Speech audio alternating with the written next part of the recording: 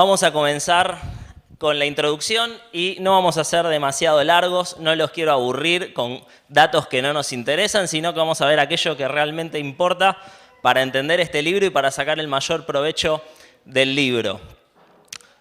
Y vamos a enfocarnos en tres cosas. En primer lugar, el contexto histórico, muy brevemente.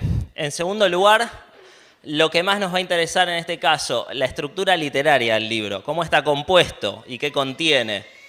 Y finalmente, los aspectos teológicos del libro, es decir, aquellas enseñanzas que nos hablan y nos muestran cosas y verdades acerca de Dios y cómo Dios obra con sus criaturas.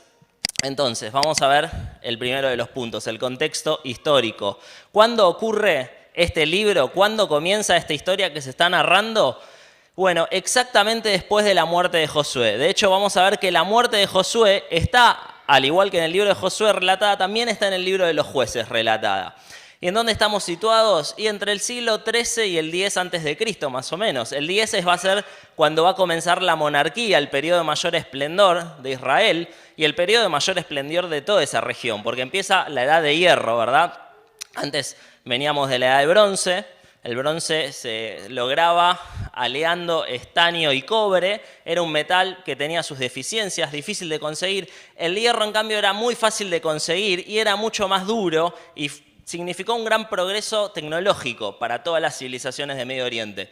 Y el siglo X, Dios utilizó esos avances para lograr el esplendor también del reino de Israel, con sus tres grandes reyes, ¿verdad?, que están relatados en Samuel, Saúl, David y Salomón, y luego vendrían otros, pero lo importante es que tenemos que tener en cuenta que venimos exactamente después de la historia de Josué. Entonces más o menos ya sabemos cómo venía la mano. El pueblo ya había llegado a la tierra, la había conquistado, tenía la ordenanza de expulsar y de eliminar a todos los pueblos cananeos. ¿Por qué? ¿Porque Dios era xenófobo? No, porque esos pueblos acarreaban la idolatría, porque esos pueblos tenían costumbres que Dios aborrecía, como por ejemplo el sacrificio de hijos, es decir, la gente sacrificaba a sus propios hijos, algo que vamos a ver que va a estar presente en este libro eventualmente. Y como ustedes recordarán cuando estudiamos el reparto de la tierra, en el libro de Josué, el reparto de la tierra allí de Canaán, no fueron expulsados todos los pueblos cananeos. Algunos quedaron como tributarios.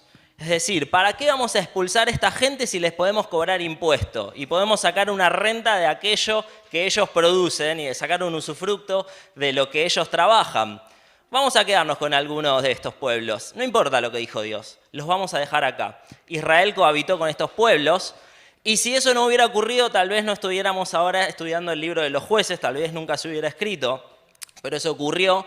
Y entonces lo que vamos a ver es una serie de problemas que el pueblo tuvo que afrontar a partir de no haber obedecido el plan de Dios de expulsar a todos los pueblos que practicaban la idolatría. Recuerden que se había constituido una nación unificada. Estos clanes, tribus, ya formaban parte de una nación que estaba unificada. Y eso lo podemos ver muy claramente cuando se celebró el Pacto Regio. ¿Se acuerdan cuando vimos el último jueves que estuvimos estudiando el libro de Josué? Hablamos allí de que ellos hicieron algo que era muy común en esa época, un pacto de vasallaje, en donde el rey establece ciertas normas, ciertas condiciones frente a ciertos testigos que el pueblo, sus vasallos, tienen que cumplir y a cambio de eso le otorgará ciertas garantías. Bueno, en este caso el rey es nada más y nada menos que Dios mismo. El pueblo mismo eran sus propios testigos frente a lo que se estaban comprometiendo y Josué les ruega encarecidamente de que no fallen y no falten a este pacto, de que lo cumplieran, de que cumplieran con sus partes de las condiciones para que entonces Dios les trajera bendición. ¿Qué pasa cuando luego de que se celebrara ese pacto, que nuevamente el pueblo de Israel no cumple con su parte de las condiciones? Por lo tanto, lo que conlleva no es bendición, sino todo lo contrario, maldición.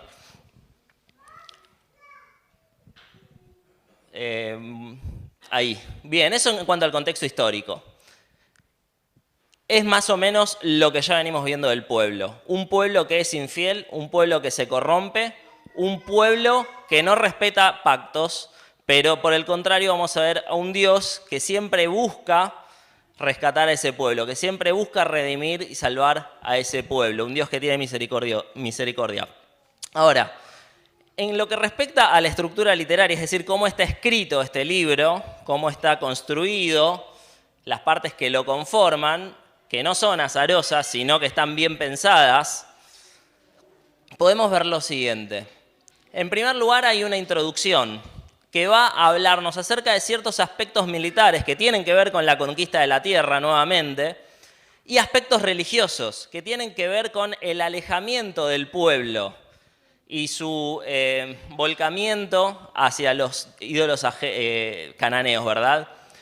Después, concretamente, vamos a ver la historia de los jueces, que obviamente es la parte más voluminosa de este libro.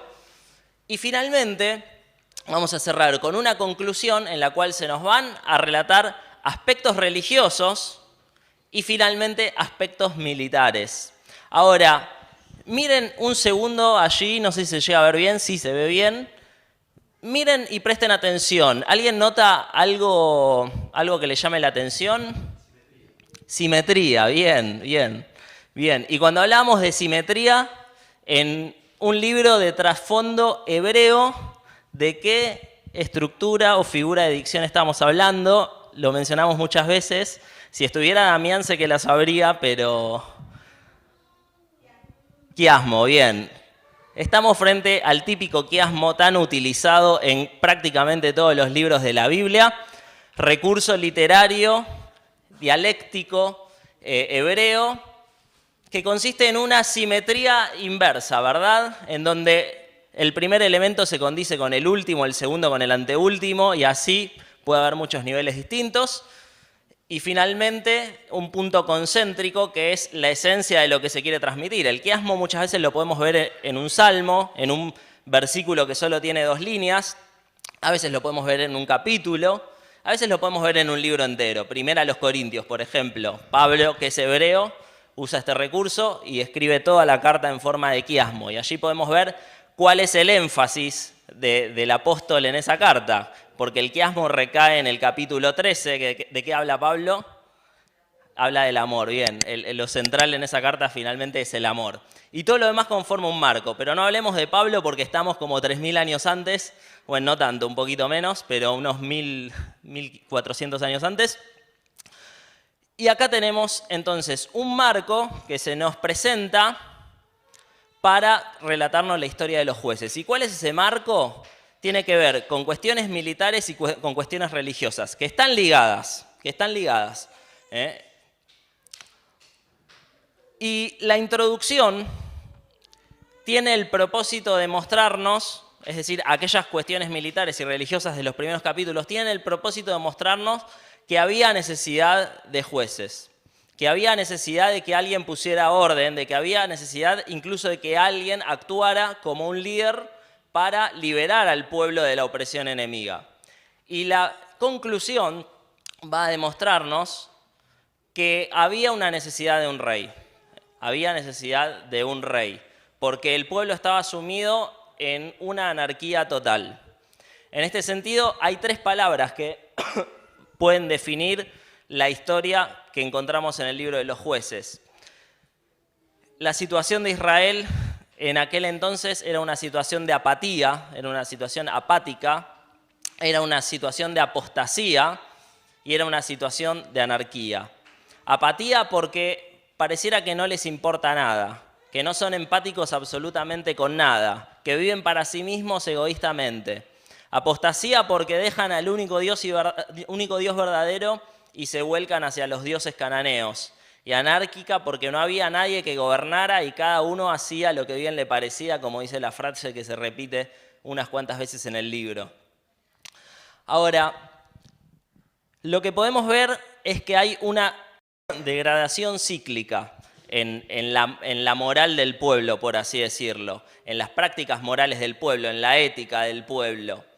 Y lo que vamos a ver que se repite una y otra vez a lo largo de los capítulos es este ciclo, que comienza con pecado. El pueblo peca.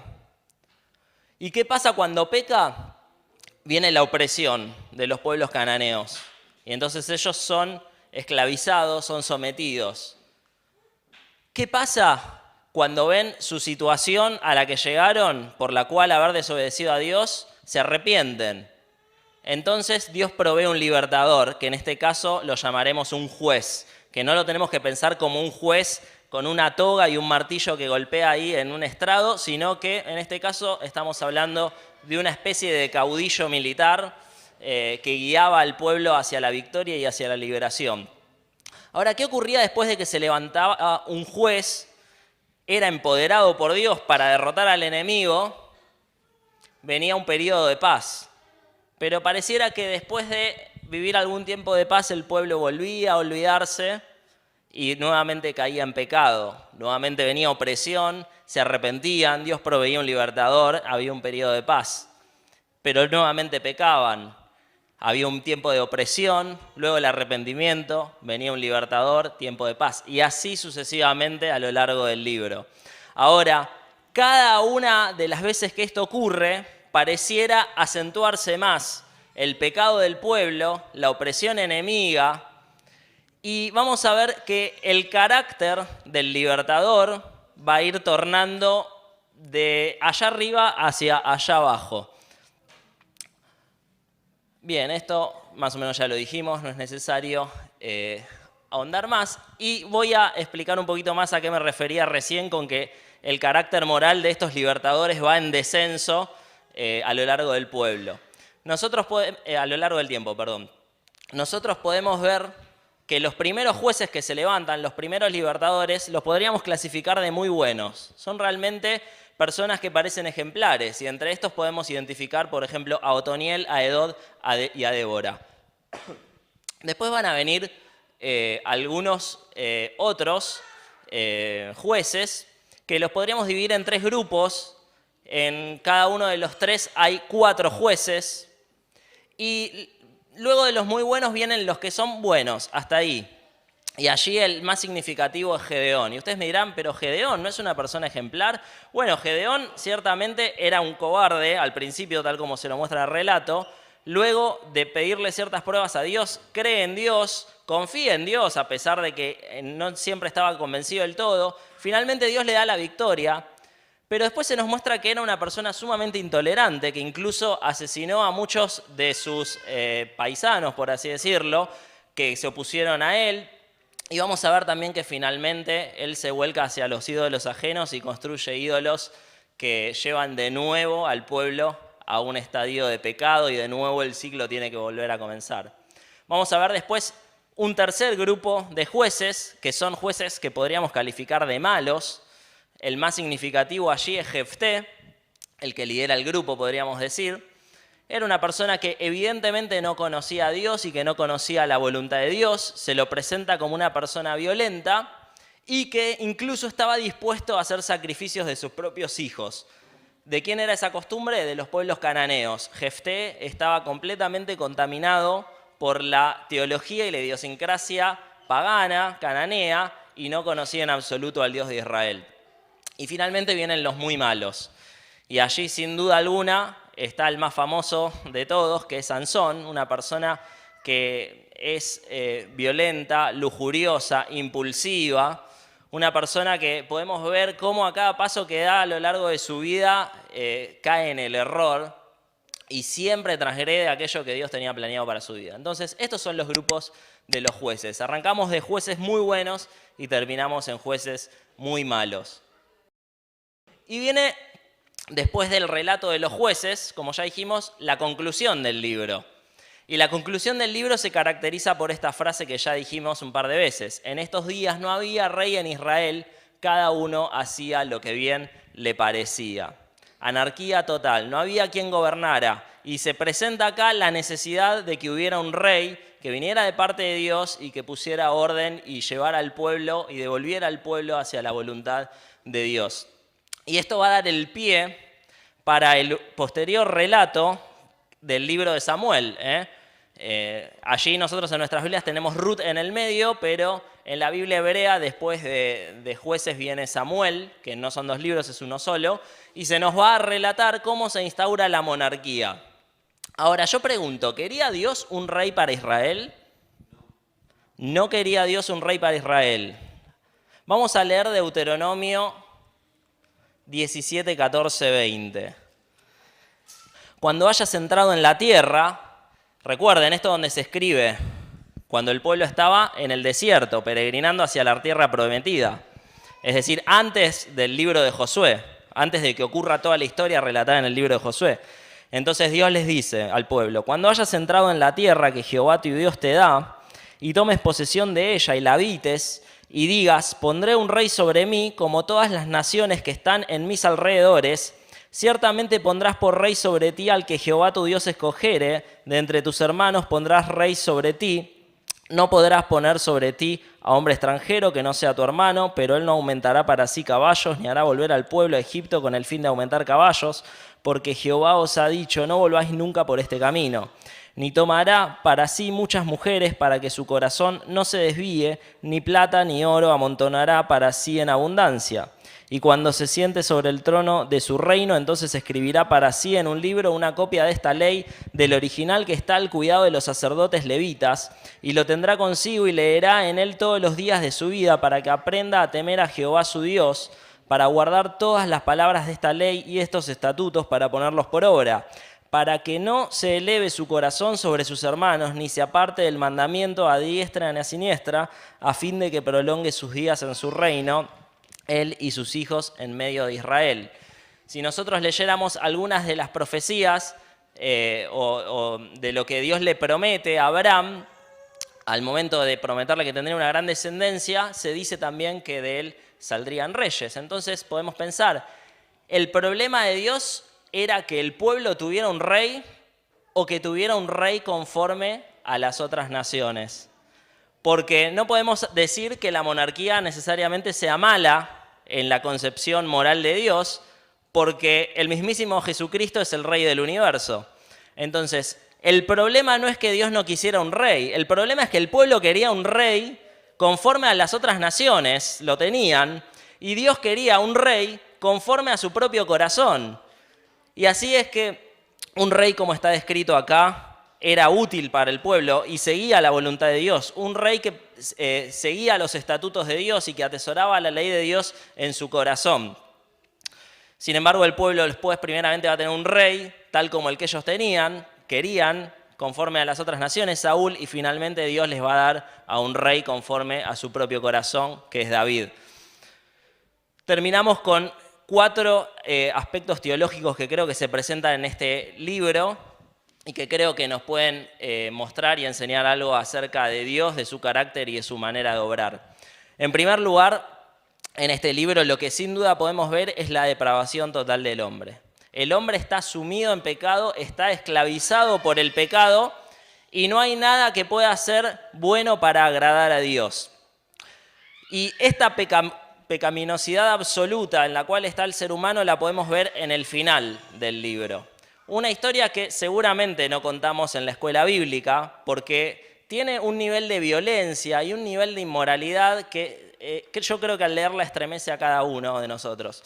Allí podemos ver cómo una mujer, no sé si lo recuerdan, la historia de Levita y su concubina, cómo una mujer es agredida salvajemente por una horda de hombres, es abusada, luego es descuartizada por su propio marido y cada una de las 12 porciones del cuerpo son enviadas a una de las tribus de Israel. Y ahí podemos ver cómo la maldad que vemos hoy en día y que a veces creemos que cada vez es peor, era exactamente la misma maldad, porque el pecado que invade el corazón del hombre hoy en día es el mismo que está desde que Adán y Eva pecaron en el Edén. Nosotros somos depravados totalmente, a menos que seamos regenerados por la gracia de Dios. Y ahí entra el segundo tema teológico, la gracia divina. ¿Por qué un pueblo que cometía estas cosas sería merecedor del favor de Dios? Bueno, ciertamente no eran merecedores del favor de Dios, pero Dios aún así les proveía de libertadores y los liberaba y aún así renovaba su pacto constantemente para con ellos. Podemos ver bastante en este libro acerca del carácter de Dios, particularmente lo que tiene que ver con su santidad, lo que tiene que ver con su justicia, y cómo Dios se aira frente al pecado a pesar de que ama al pecador. Y finalmente lo que podemos ver definitivamente en este libro es que Dios usa a personas completamente imperfectas, porque no cabe ninguna duda de que Sansón era imperfecto, de que Gedeón era imperfecto, de que cada uno de los jueces que están mencionados acá eran imperfectos. Y el autor del libro se encarga de recordárnoslo constantemente, mostrándonos las cosas terribles que ellos hacían. Pero aún así, Dios les dotaba de poder para poder vencer al enemigo. Y en algunos casos vamos a ver cómo el obrar de Dios es prácticamente absoluto, de forma que no queda duda que fue Él quien trajo la victoria, tal como lo vimos en la historia de Jericó y en otras, lo vamos a ver en la historia de Gedeón, y podemos ver cómo una persona como Sansón, que había cometido todos los errores que podía cometer a lo largo de su vida, estando en su etapa final, allí rodeado de enemigos, completamente ciego y sin poder, Dios nuevamente le da aquel poder para que venza a sus enemigos y le da la victoria. Eso no es otra cosa más que la mano de Dios. ¿Y por qué se le daría la victoria a una persona que cometió errores constantemente? Bueno, lo mismo debiéramos preguntarnos cada uno de nosotros acerca de nuestras vidas, ¿verdad? Porque al igual que los jueces, cada uno de nosotros se equivoca, comete errores, le falla a Dios, traiciona a Dios. Y sin embargo, la gracia de Dios se extiende hacia nosotros y la gracia de Dios nuevamente, tal como hacía con aquellos jueces y como hizo con el pueblo de Israel una y otra vez, quiere restaurarnos, quiere volver a levantarnos para que podamos seguir mirando hacia adelante, hacia el lugar que Él quiere que vayamos. Por lo tanto, confío y debemos orar todos que el estudio de este libro sin duda va a ser útil para cada uno de nosotros, ver nuestros errores reflejados en los errores de los jueces y ver cómo la gracia de Dios que actuaba en aquel entonces sigue actuando hoy en día en cada una de nuestras vidas.